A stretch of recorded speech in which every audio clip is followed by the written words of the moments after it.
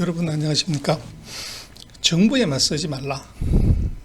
증시에서 나오는 격언 중에 하나입니다만 지금 세계 시장에서는 페드에 맞서지 말라는 말이 더 적절한 것 같습니다. 지금 커버 화면에서 보시는 이 사진은 그 연준의 빌딩 모습입니다. 멋있죠? 그래서 오늘 그 글로벌 인사이트는 빼다고 싸우지 마라. 그러나 이 고려해야 될 것은 세 가지다. 소위 말하는 네거티브 서프라이즈 세 가지를 조금 고려해 볼 필요가 있다. 그래서 지금 그 발병은 중국인데 폭락은 미국과 유럽이었습니다. 그래서 미국과 유럽이 지금 뭐 엄청난 고생을 하고 있고, 그러나 반대로 그 발원지인 중국은 뭐 주가도 그렇게 많이 빠지지 않았고 충격도 상대적으로 좀 적은 이런 일이 벌어지고 있습니다.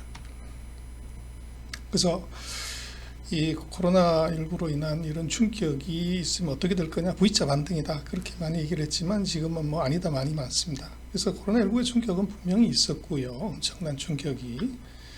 그래서 실제로 이미 V자 반등이 있었다고 봐야 되는데 주가로 놓고 보면 여기에 지금 V자 반등이 사실은 있었죠. 그 폭락한 것이 한 50%의 지금 반등이 이미 있었습니다.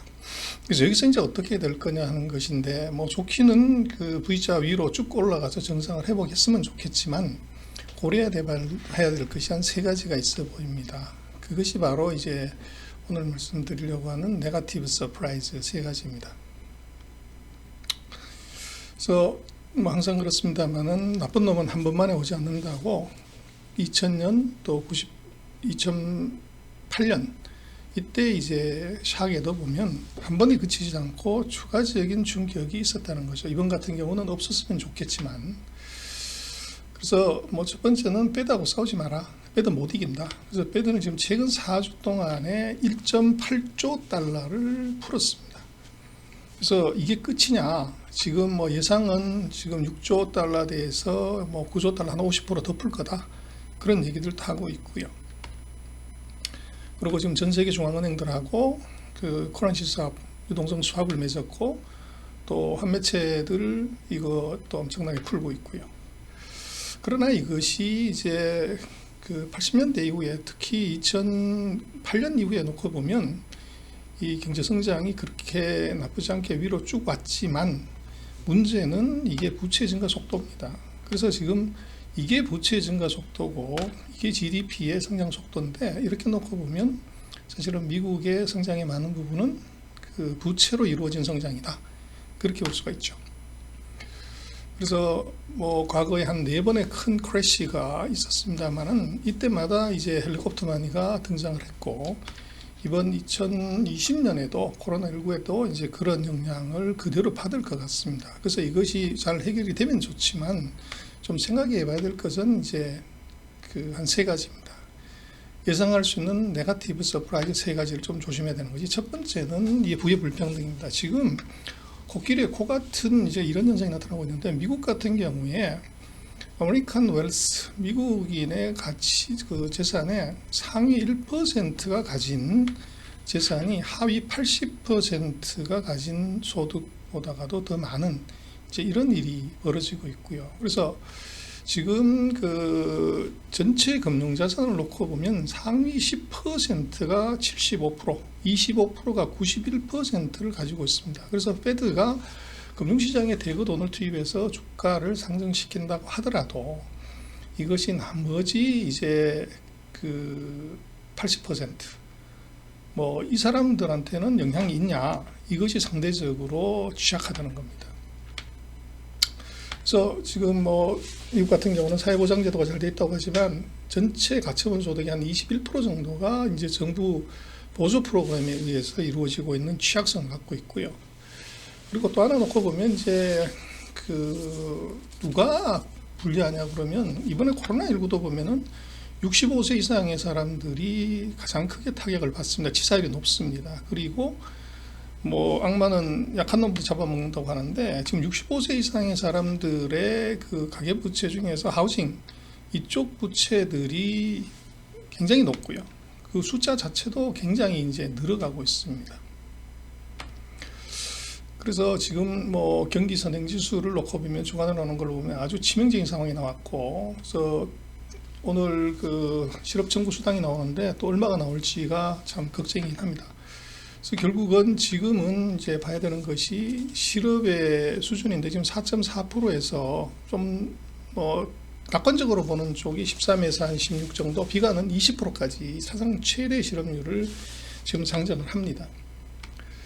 그래서 뭐 GDP가 그 얼마가 나올지 지금 가늠조차도 안 되는데, 결국은 이번 이제 그 사망자 수를 놓고 보면 과거에 이 역대 그 전염병에 비하면 그렇게 사실은 치사율이 높은 건 아닙니다. 흑사병 때 한 2억 명 가까이가 사망을 했고, 최근 300년간을 놓고 보더라도 뭐 엄청난 이제 사망이 있었지만, 지금 이번에 코로나19 같은 경우는 뭐 최근까지 한 13만 명 정도 사망을 했습니다.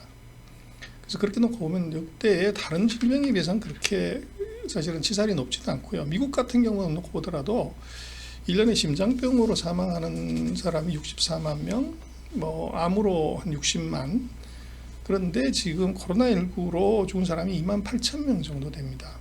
그래서 그 절대 치사율은 높은 것은 아니지만 문제는 이 확산력 때문에 사회적 거리두기가 결국은 지갑을 닫게 만들고 공장을, 사무실을 문 닫게 만드는 이런 현상 때문에 나타날 수 있는 첫 번째 샥은 바로 이 대규모 실업이죠. 그래서 대규모 실업의 근본적인 문제는 이것이 못 사는 사람들, 하위계층의 문제인데, 이게 지난주에 샌안토니오에서 음식을 구하러 온 사람들의 주차 행렬입니다. 그래서 뭐 꼬리에 꼬리를 물고 있고요. 음식을 구해서 돌아가는 사람들도 있지만, 지금 왼쪽에 있는 사진이 바로 주차장인데 저 뒤편까지를 보면 줄 서 있는 차들이 더 많습니다. 그리고 기다리다 지친 사람들이 이제 차 위에 올라가서 있는 것이 보이고요. 그래서 이런 일이 있으면 안 되지만 1930년대의 상황도 엄청난 줄서기가 있었습니다. 그래서 결국은 이것이 금융에서 돈을 풀어서 이것이 이제 제조업과 소비로 넘어가지 못하면 결국은 지갑이 닫히고 공장이 멈추면 어떻게 되냐? 그러면 기업들은 부채에 이제 해오리에 몰리게 되고 저 터널이 끝이 잘 안 보이는 그런 상황으로 갈 수가 있다는 거죠. 그리고 두 번째는 이제 기업들인데요. 기업들의 네거티브 서프라이즈는 바로 이겁니다. 기업들이 이게 당초에 기업 수익 예상은 이런 정도로 봤다가 이번에 코로나19로 인해서 이런 상태로 지금 예상을 하고 있습니다. 그래서 이것도 지금 예측이고 아마 1분기, 2분기가 지나게 되면 더 악화될 거 아니냐는 건데, 이 정도라고 하지만 이것도 굉장히 낙관적으로 보는 견해다, 이런 쪽이 많습니다. 그래서 뭐 과거에 두 번의 큰 리세션에서 놓고 보면 이런 정도의 이 수익 악화가 있었습니다. 그래서 금융시장에서 놓고 봤을 때도 이번에도 이 2009년 수준 이상의 큰 샥이 있을 법한데, 지금 과연 시장이 그것을 다 반영을 한 것이냐, 이렇게 놓고 보면은 조금 의문이 든다는 겁니다. 그래서 이 earnings negative surprise가 있을 수가 있다는 거죠. 그래서 이번에 IMF가 4월 6일 날 GDP 성장률을 다 수정을 했는데요. 세계가 마이너스 3, 선진국이 마이너스 6. 좀 아이러니하지만 에머징 마켓은 마이너스 1 정도로 그 수정을 했습니다. 근데 문제는 이대로 갈 거냐 하는 문제인데, 제가 볼 때는 뭐 선진국은 그렇다고 치더라도 후진국도 절대 안전하지 않다. 그래서 여기에 세 번째로 보여지는 이제 네거티브 서프라이즈는 바로 이 미국, 유럽은 이제 코로나19가 거의 피크아웃을 하는 상태지만 에머징 마켓은 지금 확산기에 들어가 있다는 겁니다. 그래서 이것이 이제 어느 형태로 갈지를 모르겠고, 그래서 이것이 에머징 마켓에서의 문제는 제일 두려운 것은 바로 이제 금융시장에서 자금의 유출이죠. 그래서 캐피탈 플라이트가 생기게 되는 문제가 이미 이제 나서고 있습니다만은, 두 번째는 이 부채에 아주 취약하다는 것입니다. 그래서 신흥국들의 경우 부채 비율이 지금 뭐 180%가 넘어가기 때문에 정부 부채하고 기업 부채는요, 작은 충격에도 이제 흔들릴 가능성이 높고요. 그리고 환율을 놓고 보면 뭐 전 세계의 모든 신흥국들이 작게는 뭐 7, 8%, 많게는 뭐 20% 넘게 환율이 폭락하는 이런 현상이 나타납니다. 그래서 결국은 이런 현상이 나타나게 되면 에머징 마켓에서 대규모 자금 유출이 생기게 되고 이것이 이제 외환위기, 금융위기를 가져올 수 있는 그런 상황이 있다는 것이죠. 그래서 지금 뭐 조금 더 걱정이 되는 부분은 에머징 마켓에서 성장률이 마이너스 1밖에 되지 않는다고 하는데 뭐 정말 이렇게 되면 다행이지만 이거보다는 훨씬 더 심할 가능성이 있고 소비 시장이 문제가 되기 때문에. 근데 선진국 시장도 문제는 V자 턴을 하는 것처럼은 보이지만 이 2019년 수준의 정상 수준으로 돌아오는 것이 언제냐를 IMF가 예측한 것을 보면 2021년 4분기 정도입니다. 그래서 긴 불황이 이것이 있을 수가 있다는 것이죠. 그래서 이것이 굉장히 좀 불안스러운 상황이고, 그래서 지금 뭐 패드하고 맞서는 것은 바람직하지 않고 패드를 잘 활용하는 것이 중요한데 투자 입장에서는. 그래서 이미 V자 턴을 한 상태에서 추가적으로 패드에 맞설 사안은 아니지만 그 고려해 봐야 될 세 가지 사안이 있다는 겁니다.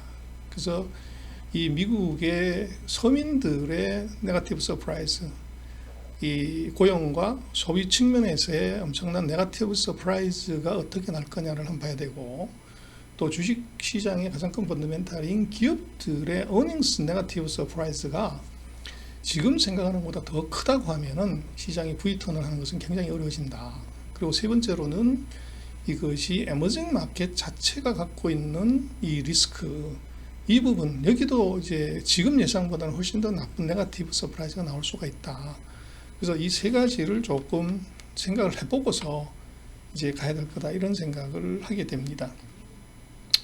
그래서 뭐 여러 가지 많은 이제 변화들이 있습니다만은 지금 패드의 역할이 중요하긴 합니다. 하지만 이것이 달러를 가지고서 바이러스를 퇴치할 수는 없는 것이고, 이 달러를 가지고서 실물의 기계를 돌리는 데는 긴 시간이 걸립니다. 그래서 그 사이에 방금 말씀드린 한 세 가지 정도의 네거티브 서프라이즈를, 과연 서프라이즈를 이 시장이 다 반영하고 있는 것인가는 이것은 조금 이제 의문의 여지가 있죠. 그래서 지속적으로 이런 세 가지의 네거티브한 팩터들을 이거를 예의주시하고 이 관찰을 해봐야 되겠다, 뭐 그런 생각을 하게 됩니다. 오늘 글로벌 인사이트 여기서 마치겠습니다. 감사합니다.